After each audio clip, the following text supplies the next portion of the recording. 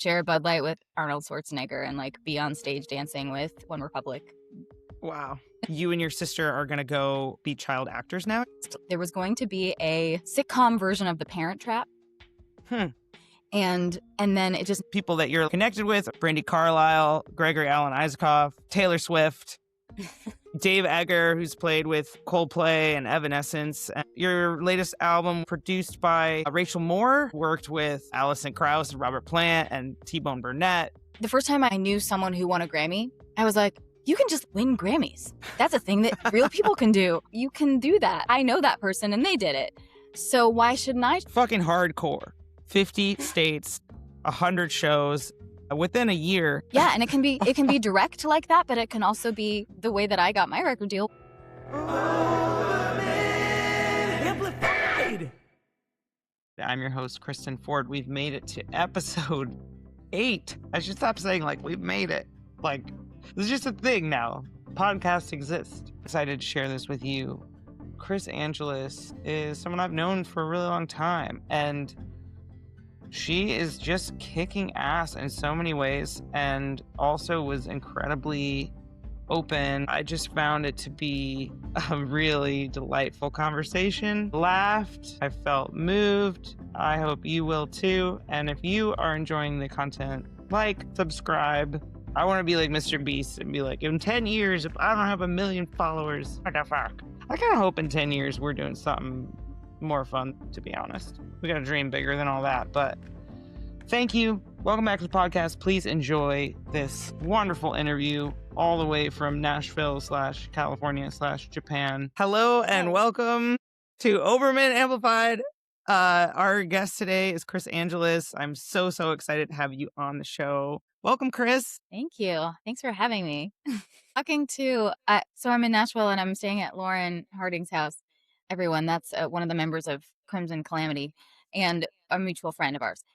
We were just talking about how I was like, how do you know Kristen? Because I met her in Germany. Like, it's so random. Like, and then she was like, well, because she knew this person who knew this person who knew this person. It's like such a small community of musicians, it feels like.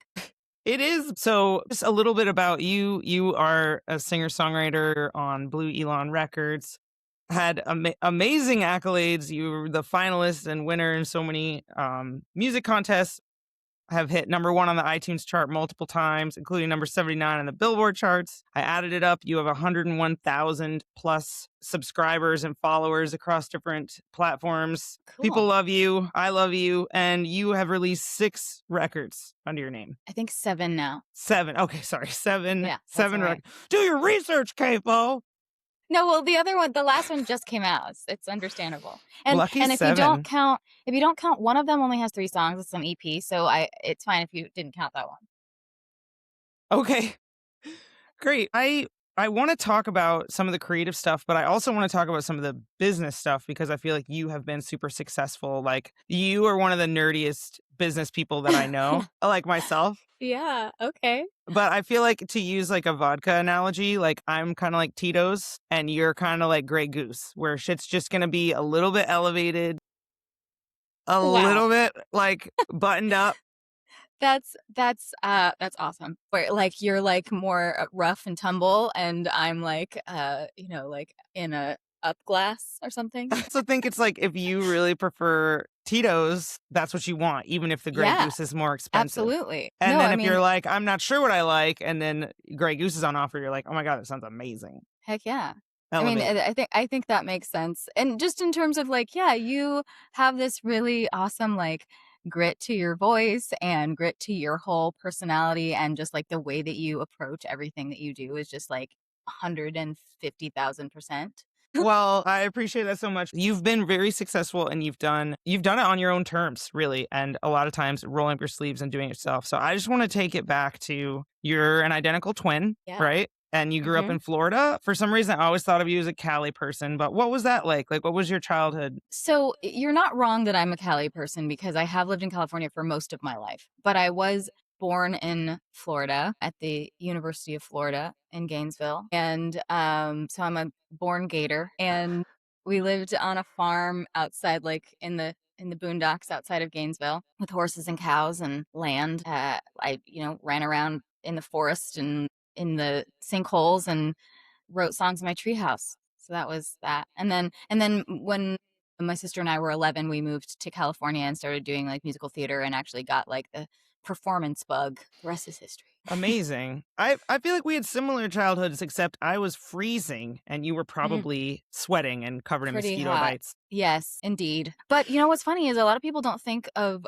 Florida as ever getting cold, but North Florida in like central, because we were up 3 hours away from the coast, did sometimes get cold. I mean, it got frosty, like definitely pretty often in the winter. I think it snowed once while I was there, maybe twice. But it was like, what are those little things in the air? Oh, it's snow. Like it didn't land, like, stick or anything. So when you moved to LA, was the idea like, Yeah, I wow, didn't move to LA though until after college because our parents were very like you have to finish school and do these things and get become a well-rounded person and then I guess you can go do whatever you want. We can't stop you. So not to say that they're super supportive, even though my mom is still like it's not too late to be a lawyer. Yeah, right. But aside from that, still very supportive. And but she didn't want to be like the stage mom. She had a lot of other things she was doing. She's like a total badass. And I respect that. But so we moved to Monterey, and actually that and Carmel has, I think, maybe the most theaters like per capita of any US city, even though it's like a very small city, but there's so many theaters.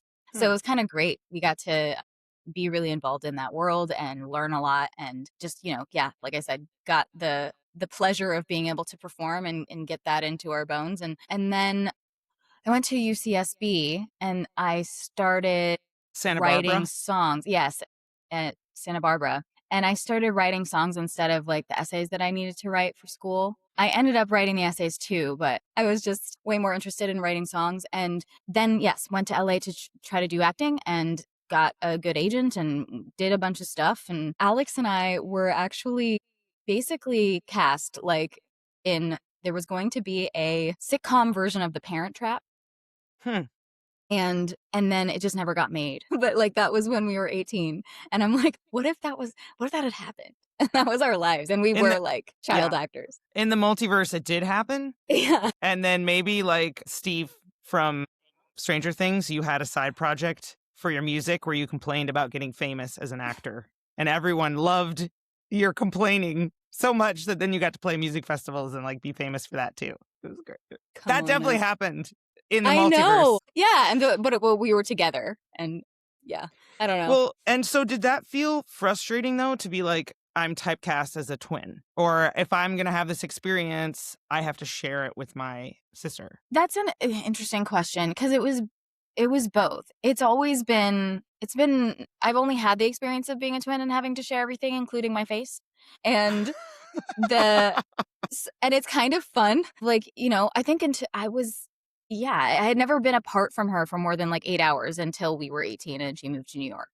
And so I always had a buddy, and that was really nice to have as like a kind of a security blanket when in these rooms and in these sort of intense situations of auditioning and all of that stuff when we were so young. And so I was not mad about it, but there was a point where it was like, am I worth anything just as myself? And I know my Hmm. sister absolutely had those feelings as well. And then we started going on these auditions where we were competing against each other, and that was no fun because we are definitely competitive. It happened naturally. It wasn't like this is what we're going to do now, but it's been a good thing that I've branched off more into where I'm mostly focused on music and she's mostly focused on film and acting and writing and directing, because now we're just helping each other. Sometimes she sings with me and we get to have those like genetic harmonies.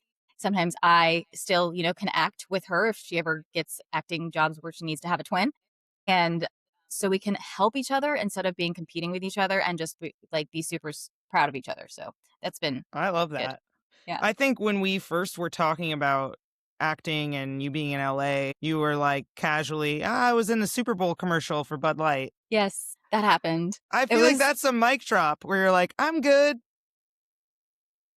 it was such a weird experience because like the audition process for that with well, first of all, we put ourselves on tape and it was, okay, it's for a beer commercial. They didn't say what beer or anything. And actually my sister and I were having a fight that day and we almost didn't film the audition. Yeah.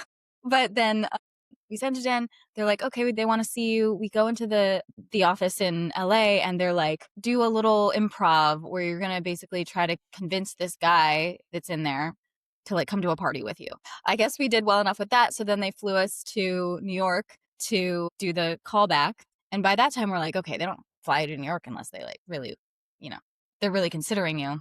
And it was, I think, us and maybe 2 other sets of twins. And we ended up, one of them got sent home. And then it was just us and these other 2 girls. And we just were sitting there for like hours waiting to see what, I don't know what they were Awkward. deciding on. Yeah, but like we became friends with them. I'm still friends with them. So because they were awesome.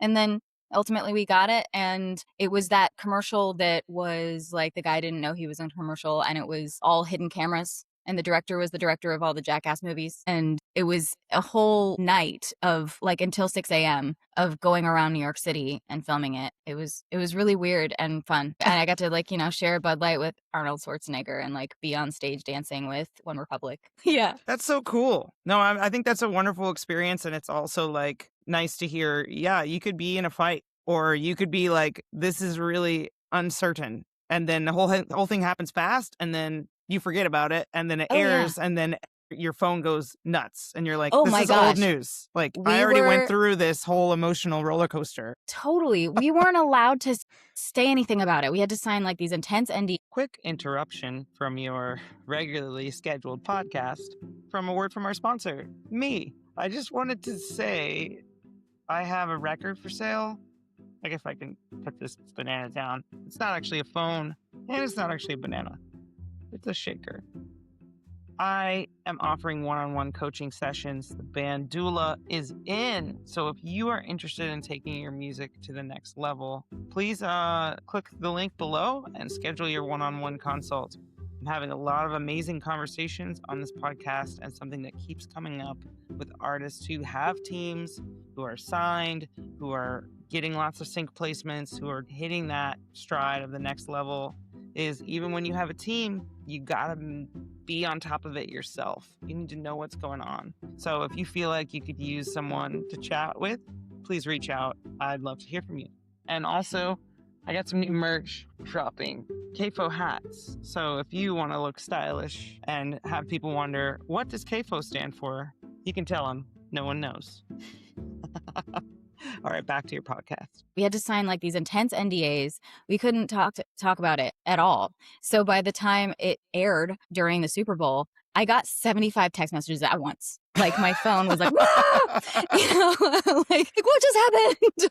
And I'm like, yeah, we did that months ago. But applies to musicians too. We write these songs, we record them, and then like by the time the album comes out, you're in a completely different place in your life. Like I've already experienced this. This is old news. I'm writing the next album, but I'm glad you're enjoying it, guys. Yeah. Well, I do want to talk about your most recent record, Lesai, Yeah. which also thank you for not having your vinyl be orange. My vinyl was orange, and I feel like the last 20 records I've purchased, everyone wanted orange this year, and it makes me feel insecure. So this is a beautiful vinyl, it's beautiful Thank you. packaging. I think, I can tell you worked your ass off to put it all together. It Well, seems thank you. like even it's just not just an illustration. It's like, how do you do the artwork for this? Just So side I thank you quest. for asking about that, because Paul Moore, who did the artwork, did a absolutely beautiful job. Asked him, it was a big ask. I was like, hey, I want to be in a 1920s like vintage Art Nouveau poster. And he's like, and I don't think that's like what he normally does. And I was like, no, I don't want to like have a picture of me with a border. I want to like it be a drawing of me. And he was so great. He found a poster that was a real vintage poster that's in the public domain now. And we basically he used a picture of me that I had to take that exact position and like try to do that exact thing like as a photo so that he could go off of it and draw it. So it uses some elements from a real vintage poster, but then we added different things that I was holding and different elements and deeper meanings. I'm into all the like hidden meanings of things. But yeah, he did a gorgeous job. I'm really, really, really happy with it. Paul Moore. Amazing. And I think that's something that you are really good at, is like being like, I have an idea, and then how am I actually going to execute this idea. So, when I met you in Germany, you were unsigned, but you had really big dreams, and Yeah. I did too. And then years later, we connect, and it seems like things have really clicked, and then we have these record deals. And so, what's your take on like the manifestation process? Like, were you like, I'm gonna just keep my foot on the gas, or are you like surrender to the higher power? Even that It's word a manifestation, like, what do you think about it? it's a little of both because I completely believe in the power of manifestation in so far as that our thoughts are powerful in the way that it allows us to have the energy and the ideas and the thing like the motivation to do what it takes to get what we want. So, yeah, I was all about doing these affirmations of like seeing and visualizing and seeing myself in the positions that I want to be in. And I'm still doing that because, I want to even do more. Taking the time to recalibrate my brain and like make different grooves in my brain of like I think of it like a river of your thoughts, but where you have to rebuild and redig the path if you want it to, because if you have these thoughts like that have been happening so much for so long, because when I was little I feel like I had this moment when I was 7 years old that I remember, and I just for whatever reason I just was like, oh, I get it.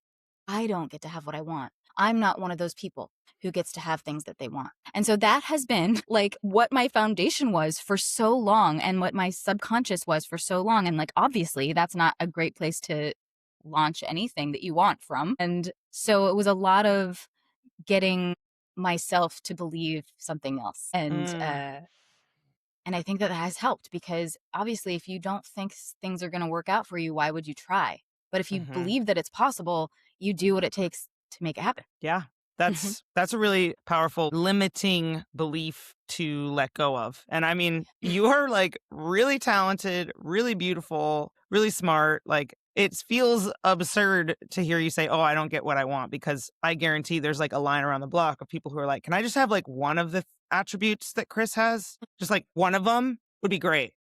That's it's very sweet. Yeah. And reminding myself of that and hammering that into my brain has been a big part of my work. Yeah. I wanted to talk to you about some of your music videos that you've done and photo shoots, and they're always like really high production value. And like you said, you like Easter eggs, and you could tell there's like a lot of thought. And I was watching the Paper Planes video, and 290 views on YouTube, but then it's like an incredible song about your relationship with your father and his health challenges, and it's beautiful, and it's your heart on a platter. And yet there's another post of you, like it's like a meme about like wine and cheese, and it's gotten like 20,000 views. And Yeah. Who uh knows why? I guess when you put together the and what's the name of the video with the blacklight paint? It's tumbling me. That's like incredible. Did you win any awards for that video, or No. okay, I everyone don't just go think watch I it. Thank you. Yes, I was about to say that. I was like, that was one of the ones where I was like, this is amazing. Like I was really proud of that, but also so scared to put it out because I've always been very like, I don't try to be use sexuality in my branding really. And I think that was also partially, I mean, from a Catholic upbringing, but also um partially just because I felt insecure, I guess. And so then that video, and it's not sexual, but it is like You're kind of naked. my naked body, but you can't really see it. It's just sort of like the outlines of it sometimes with the paint going down. So it felt really vulnerable, but I think it was a step for me in a direction to be a little bit, yeah, more powerful, more brave, more like courageous and vulnerable in my art. That's amazing. And the journey is the finished destination, right? Like there's no there. You're never going to get there, but in the making of it, Mhm. being able to, as an artist, to take good photos or to be interviewed or to connect with your fan base and get them to like raise money for like there these are all different hats and skills that need to be developed. And I think for a lot of the like if you're an aspiring artist, people think, oh, I just need to like make music or I just need to make content, and it's actually a lot It's so many more. things.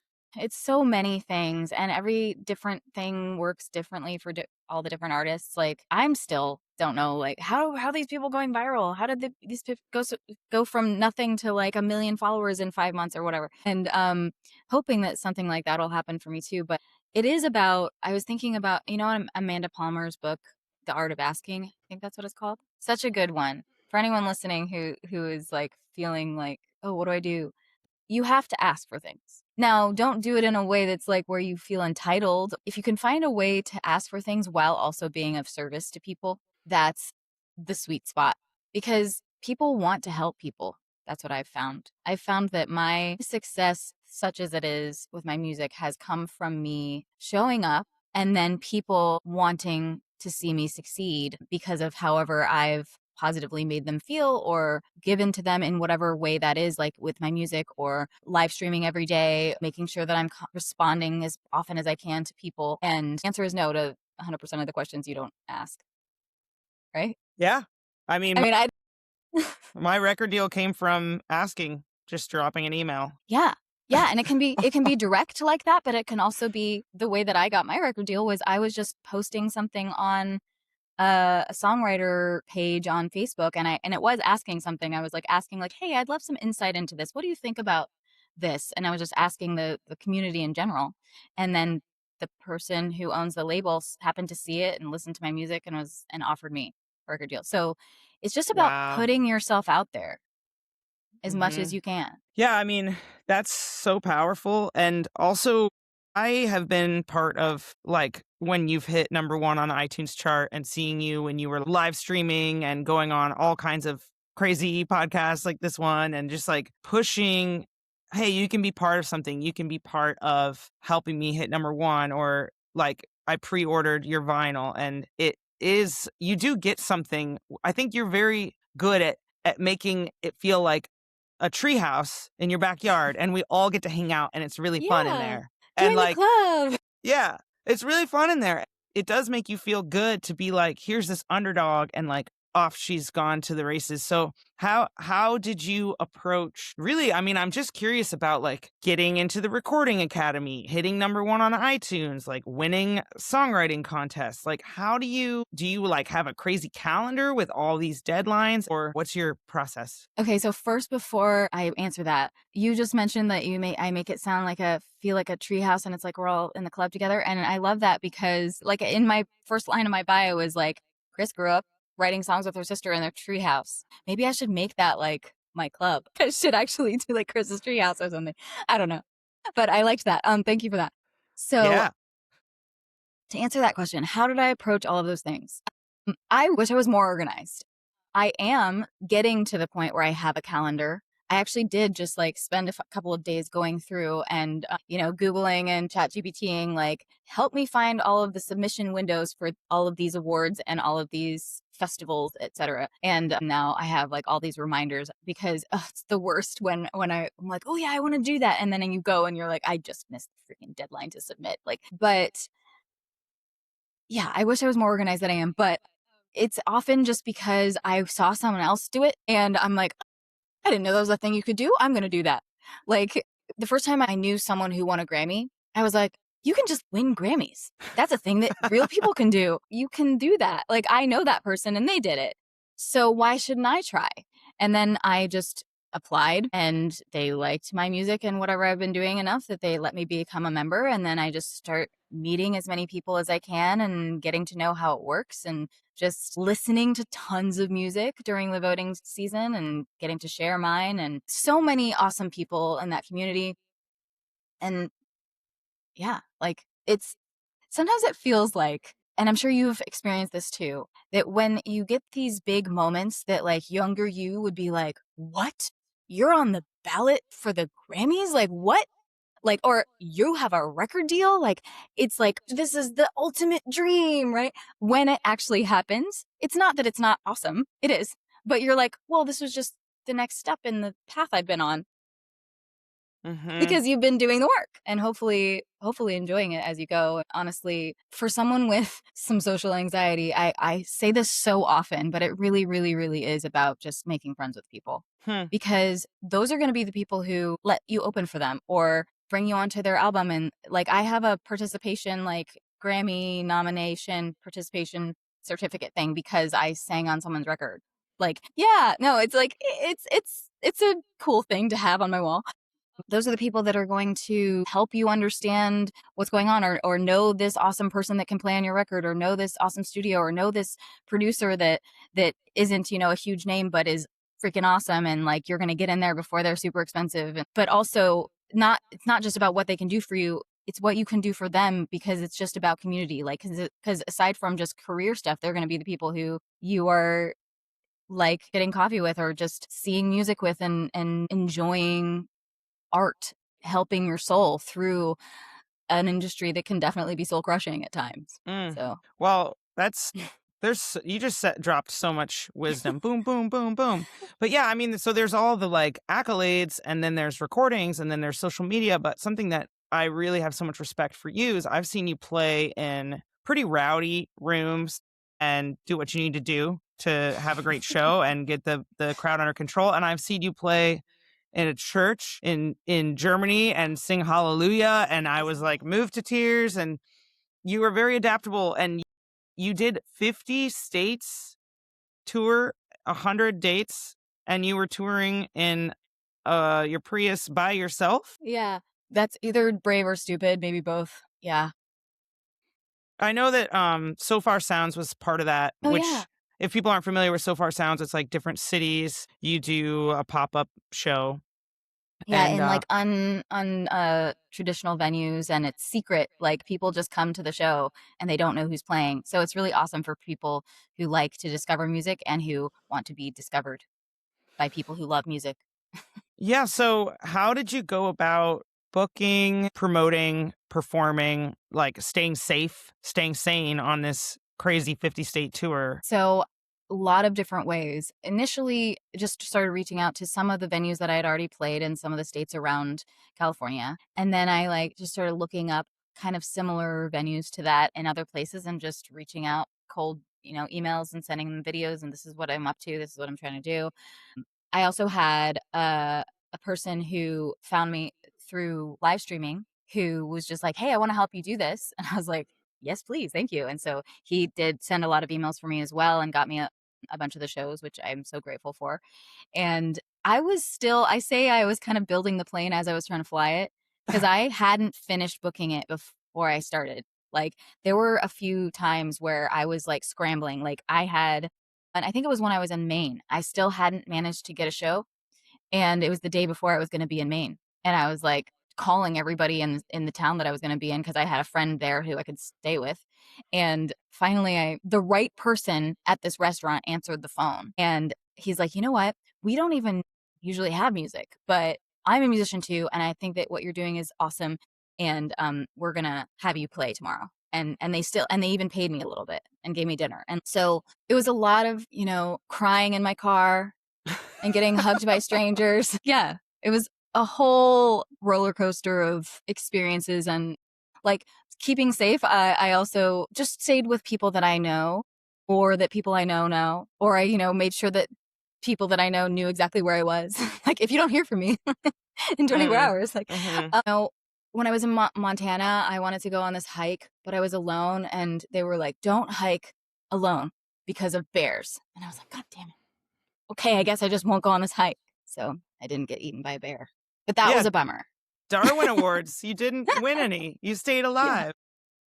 Yay. I have a lot of anxiety, and for a while I only would tour in like duos and situations like that. And then I sort of turned a corner where I do a lot of solo touring. I've done way too many just like podcasts or books on tape and driving alone, but I'm like hella like Butch. So if I'm in a situation where, I'm 5'8", I just like put on the like, don't fuck with me, I'm not interested anyway. But you have a very different affect moving through the world. And I think there's just a lot of bravery and courage in going after the shows and then being like, I've never been to Arkansas, but I'm gonna go play this place. Yeah. Yeah. It came There's one that I think it was in Mississippi, that the night before I was in Tennessee, and a tornado came. I was staying in a hotel. It was one of the only times that I was staying in a hotel, and a tornado, sirens and everything, and I, like, had to go hide in my bathtub in this, and a tree, like, hit the window, and that was scary, but then I was like, "Okay, well, this is over, now I'm just gonna keep driving," and had this really emotional thing happen the night before, and then the tornado, like, it was like, "What is going on, universe?" And then I got pulled over and I got a ticket, and it was like almost the end of the tour, and I was like, I have not gotten a ticket this whole time, and then I was like having a terrible day. And then I get to this place in Mississippi, which was in the middle of nowhere. I was like, wait, maybe I don't know what's going on here. And it was like this restaurant. It had that vibe of like the metal roof, and it was kind of this shack, this cool like honky tonk kind of place, but it was in the middle of the swamp. Like, and nothing was around it except the trailer park, but no one was there because it was raining and cold and everything was muddy. And I'm like, oh my God, what have I got myself into? And then no one was there, and I knocked on the door, and this guy who, like, I guess lives above it was like, hello, can I help you? And I'm like, I have a show here tonight. And like, maybe they're just not open yet. It's fine. He's like, we are not open today. I'm like, showing him the messages from the person who booked it, and he's like, that's interesting. And I was like, well, if I don't play here, I'm gonna not have done all 50 states. So I just set up on the porch. Like, it was pouring rain, but I set up on the porch with my little tripod, and I did a live stream, and he like came and watched me and like gave me a beer. And that was in the Mississippi show. That's so much better than playing a bar for like 10 people. Yeah. Even though, like, I'm sorry, that's a crazy story, but No, and I'm glad that he didn't, he was a decent person, and I wasn't actually like gonna get M'd somewhere in a swamp. no, I mean that is like fucking hardcore. 50 states, 100 shows within a year. But also, I want to talk about another number is your 35 monthly patrons on your Patreon page. So how long have you been doing Patreon? And like for me, I had a Patreon. I wound up shutting it down. I now do something on my website called the Kristen Ford Garage. Yeah. And I mostly enjoy the process, but occasionally there's this like, fuck, I have to do this thing. How is your Patreon and your artistic life? I have had the same feelings. No, I need to do this can be hard, but it's also, I actually at one point set up my Patreon in the way that made it the most motivating for me, because I think I was diagnosed as an adult with ADHD, and it makes sense why I need deadlines. If it's just like, oh, just, create stuff, it doesn't work. I don't do it. And so having Patreon and having people that I know are paying to be there and see my content made it like, okay, well, you have to do something. So that's helpful. And then, because I often, for my albums, I set the release date and tell people I have an album coming out on this day before I started writing it, because otherwise Wow. I had to motivate myself in that strong of a way. And I'm not saying that it was like from nothing, absolutely nothing. Like, usually I have song ideas and stuff, but like, I'm like, I haven't even demoed these yet, and I'm telling people when it's going to come out, but it works. So that's the point there. Do what works for you.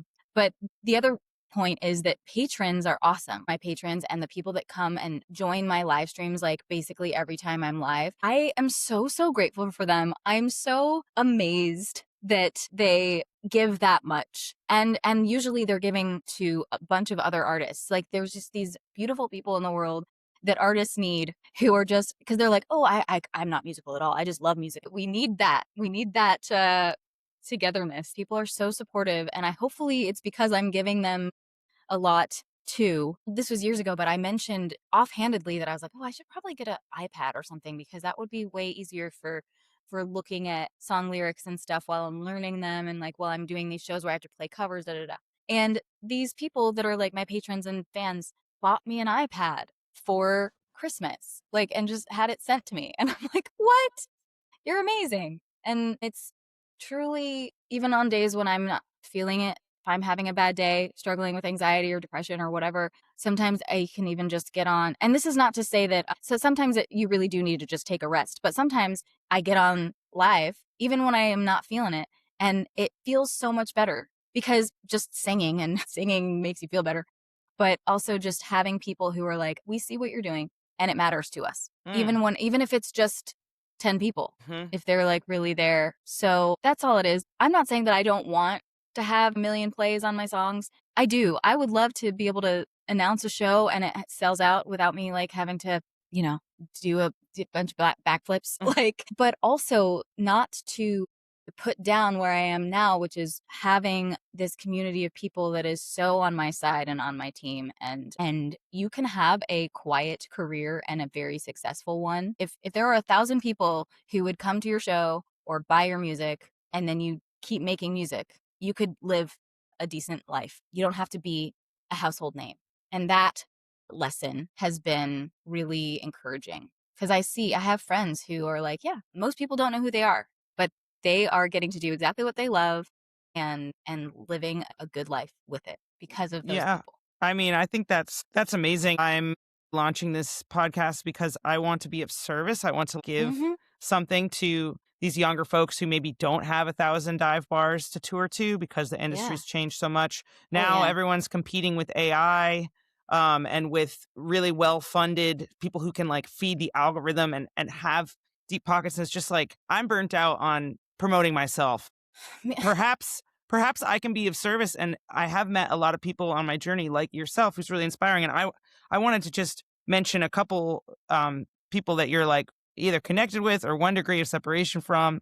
You've got Brandy Carlisle, Gregory Alan Isakov, Taylor Swift, Dave Egger, who's played with Coldplay and Evanescence, and your latest album was produced by Rachel Moore, who Hmm. has worked with Alison Krauss, Robert Plant, and T-Bone Burnett.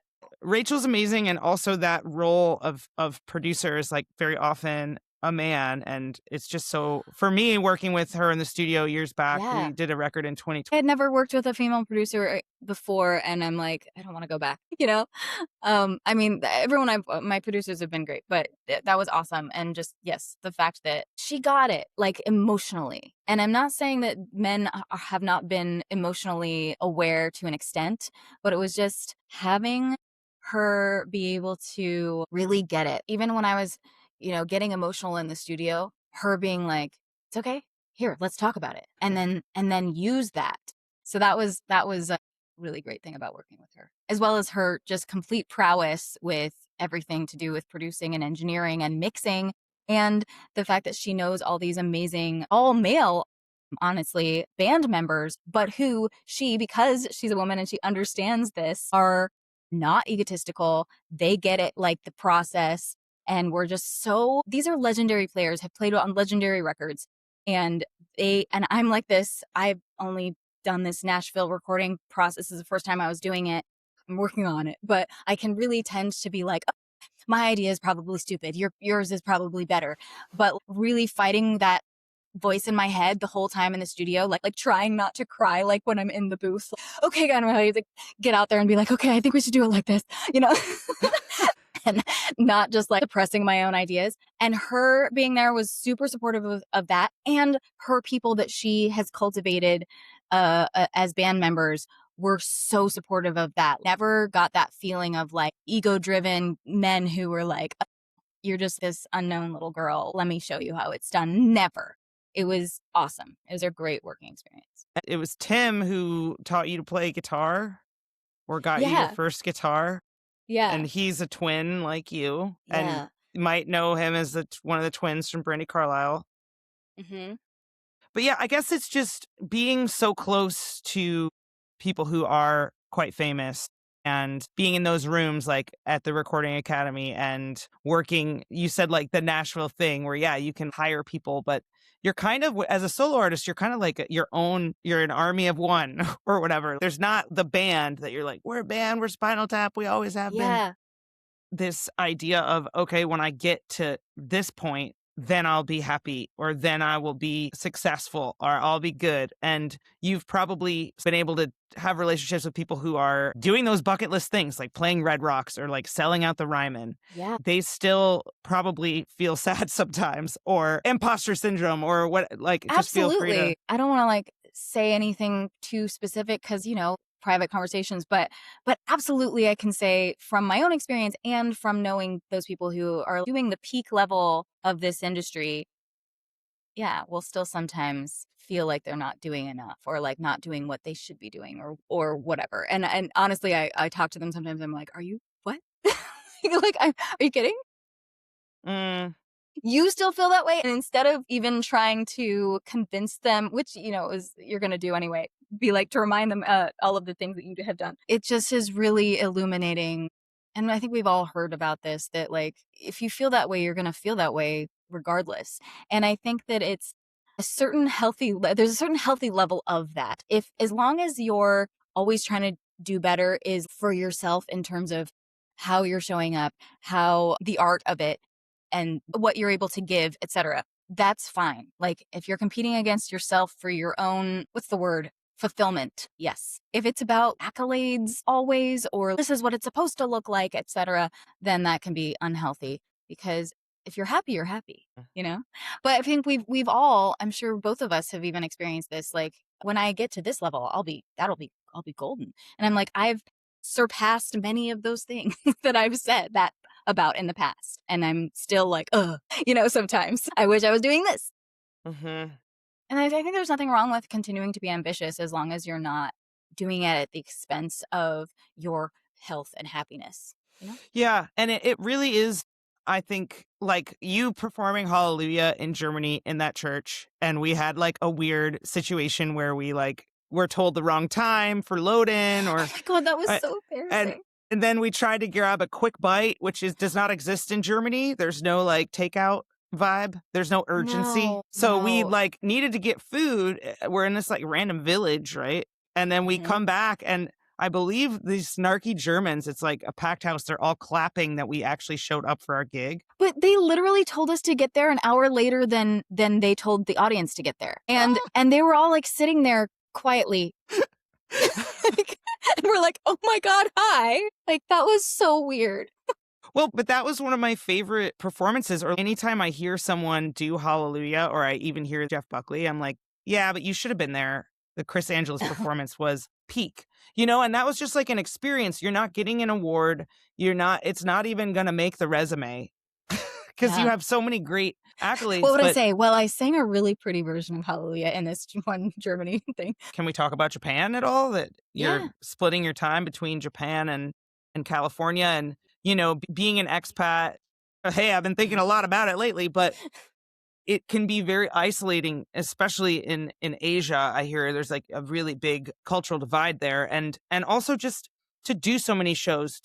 You're about to go to a writers round, then you're going to go to Folk Alliance. There's a lot of networking. There's a lot of like go go go. I don't even think of you as someone with anxiety. So just to keep your business going, to keep your head above water, like emotionally and then physically to be able to like do the show, like how the fuck you do all that stuff? Yeah, I don't know. I just I just do it. Sometimes I literally the other day I was like, maybe I shouldn't be a singer anymore. It's so much. Like literally. So not that I don't love writing songs and making music, but sometimes all of the socializing and performing, I just like have panic attacks. What do I do? It's a lot of that same stuff that I was talking about at the beginning of trying to recalibrate and like record the voices in my head and what they're saying to me. Sometimes I've found when I'm like literally having a panic attack, I'm just like in my car going like, "You're safe. You're okay. You're doing a good job." Like literally saying these things to me out loud. And I mean, I don't feel like I'm doing it most of the time. So anyone out there who feels like they're just floundering, if you look at me and think, "Wow, she's doing a really good job. She must be so on top of everything." I'm like, "I don't feel like I am." So thanks for thinking that I am. Thanks for reminding me, and this is what I'm trying to tell anyone else who feels this way. You probably are really doing a lot, but remember that especially as a solo artist, you're trying to do the job of at least 25 people. You're trying to be a whole record label, and any of those jobs would be a full-time job, and you're doing all of it. And that's pretty amazing. Mhm, And I would say, yeah, I try to speak well to myself. I try to get enough sleep. Sleep is huge. I drink enough water. I try to exercise a little bit, and even if it's just, getting 5,000 steps. I saw a comedian that said something like, so I've been doing, like 20 minutes of yoga every day, and I'm really sad and sorry to say that it's working. It's like one of those things where you're like, oh, I have to do these little things. I have to like take care of my little pet. It's me. Go on Mhm. walks. But it helps. Yeah, it's interesting that with all that you've been push, like the record deal sort of came to you. I have a friend who has a studio, and he doesn't even have a website for the studio because he said that's not where my opportunities were coming from. It's like word of mouth. And Mm-hmm. now he's playing drums with somebody pretty famous on the road. And I think Yeah. that is how it works. But the new record, Lasai, is very, very nice, very chill. I feel like it's literally for everyone. There's some ragers, there's some mellow stuff on there, and just really quick, two final questions. One is, I think getting signed and being on a label, and like Blue Elon is a really cool label. They've got KT Turnstile and Aaron Lee Tasjan. My Soul mentor, Town. Fanny, Yeah. was a Fanny Walk the Earth re-release on that. Being on a label, what do you think is the biggest change from just being unsigned? And maybe something that surprised you that didn't change? The label has been beneficial in that I am not the one who has to like front paying for everything, which has in the past made things much slower because you have to save up and save up and save up, and now I can pay for a record. So that was a real huge blessing. I feel privileged to have that. But it does come with asking for the permission to do whatever I want to do because they're the ones paying for it. And they're the ones who are trying to somewhat, I don't want to say dictate because they're like a really cool label in that they're very artist friendly, very artist forward. They're like, we want you to do what you want to do. They're not trying to be like, this is what we're trying to make you at all, but they do have some level of like, this is kind of how we do things and how we do releases and how we want to make sure that the narrative is happening. So like I haven't been able to just do whatever I want like I used to. I have to be a little bit more conscious of I have to check. But other than that, it's kind of the same. If you want to have, you're the person who cares the most about what you're doing. So you're still, even if you have a team, I have found anyway, still going to be the one coming up with the things and being like, hey, can we do this? Hey, can you reach out to this person? Like I'm still like doing all the stuff that I was doing before and more, but now I have a little bit of a bigger guy in the ring with me, like to make requests or whatever. And so well earned. And yeah, I think me and everybody who's seen you along your journey, we're just like rooting for you. So to come to the end of this podcast, leave me with a smile. This was my grandmother's piece of sheet music. Overman Amplified. That's the name of this podcast. We're talking about all of it. The music business, the mindfulness, the changes. We're all going to ride it out together. And Kris, leave us with a smile. Something funny or ridiculous. No. What, like just any random funny thing? Sure. Something funny that happened or a raunchy joke. Gosh, I'm trying to think. There must be funny things. There are funny things that have happened to me. What about is it funny the thing where my car Please tell us the story. Okay. Okay. So at some point when I was on tour, I was coming through LA and I stopped in my sister's neighborhood to have dinner with her. And then when I came out of her house, my car was gone and it had all my stuff from tour in it. All my clothes, all my instruments, my gear, all the whole amps and everything, my computer, my iPad, all the stuff. They did find it eventually, like a month later, but they were like, it was completely stripped. They took the lights and the paneling and the tires and everything in it except my CDs, like Kris Angelis CDs. They just left them all. Kris, this is your car. We know it. Which is like insult to injury. Like, this is worthless. I don't know. It's fun because, it would have been a bummer to have to reorder all of those. And that's a story that I tell at my shows now when I'm like, the good news is they're still here. You could still buy them. But yeah, LA, can I tell you, that was by the time I went to the police station to report it, it was like 7 a.m. And they were like, yeah, you're the fifth car theft that we've done today. And we've been open for an hour. Cool. LA. That is so crazy. But you may be the Grey Goose of vodka, but you are resilient as fuck. You've been through some ups and downs and always gracefully rising to the occasion. Thank you for saying that. Yeah. Anything else that you want to talk about? Thank you for being so generous with your time. I don't know. I don't feel like I have anything other than the album to promote. If you want to check out more of my stuff, it's just krisangelis.com, KRISANGELIS.com. And if you I would love it if you joined my little club. It's right now it's called Chris's Angels, but maybe it's going to be Chris's Angels Treehouse. But it's basically just join the community, or sometimes it's labeled as the mailing list or whatever, but it's totally free to join, and you can get all kinds of discounts and a free gift for joining, and it's a fun community. So That sounds really fun. And especially, scrolling and liking and subscribing is helpful, but it doesn't really move the needle, and it doesn't move your heart like being part of something, like buying music, like hearing direct from the artist, this is what I'm working on, and you can help me make it happen. So, yeah. wow. Kris, thank you so much for being on the show. And Thank you, Kristen, for doing this no and letting me worries. talk too much at you. It's all great. And we're going to edit it so that it's like amazing. You'll love Okay, it. good.